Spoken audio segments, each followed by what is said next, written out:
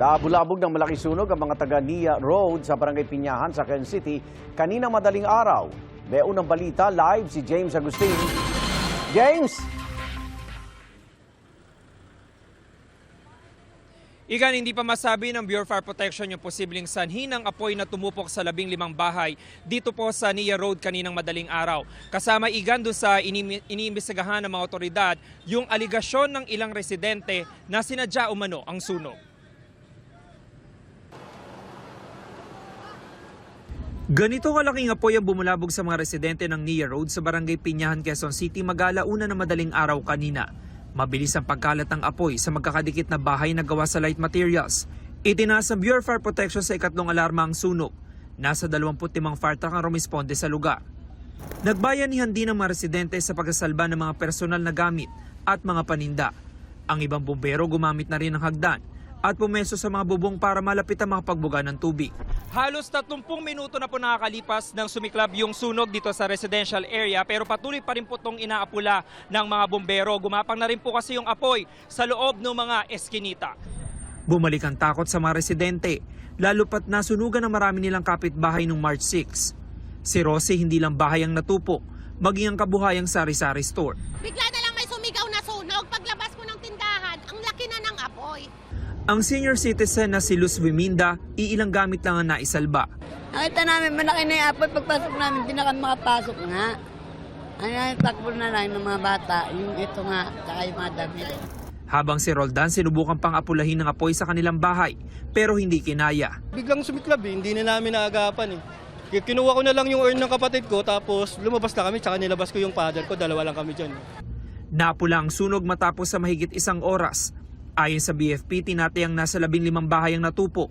Inaalam pa ang kabuang bilang ng mga pamilyang naapektuhan. Iniimbestigahan din ang sanhi ng apoy. Sa initial investigation po ng ating mga investigador, galing po sa isang partially damaged na bahay yung nasunog noong nakaraan, pero walang nakatira, bakante. And wala ring supply ng kuryente. Tingin ng ilang residente sinadya umano ang sunog.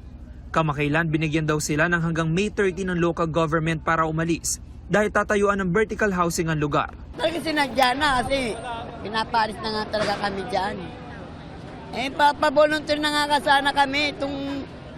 May usapan na kami diyan sa City Hall. Nagulat na lang kami, biglang nasunog. Pumayag na kami nung meeting namin na aalis kami. Pumayag din kami doon sa ibibigay nila. Magbabaklas kami ng bahay namin. Tapos kailangan pa ganyanin kami? Hindi naman sang-ayon ng mga taga-barangay sa hinala ng mga residente.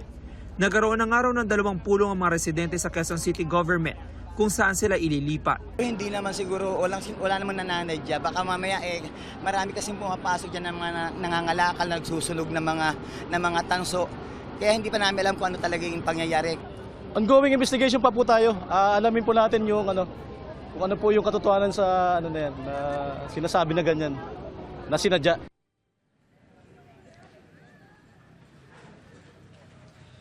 Samantala, Igan, ito yung sitwasyon dito sa bahagi ng Nia Road kung saan po may nangyaring sunog kaninang madaling araw. May mga residente tayo nakita na bumalik ngayong umaga para makita kung meron pa ba silang mapapakinabangan dito. Ang barangay naman nakipag-coordinate sa QCDRMO para malaman kung saan posibleng ilikas yung mga residente na naapektuhan kaninang madaling araw. Kasi nung March 6, nagkaroon ng malaking sunog dito sa Nia Road at ang naapektuhan noon more than 2,300 na mga pamilya. Karamihan po doon sa mga yon ay nasa mga evacuation center pa, kaya puno din yung mga evacuation center ng barangay. Sinusubukan pa po natin na makakuha naman yung panig ng Quezon City Local Government kaugnay doon sa aligasyon ng ilang residente na sinadya umano ang sunog.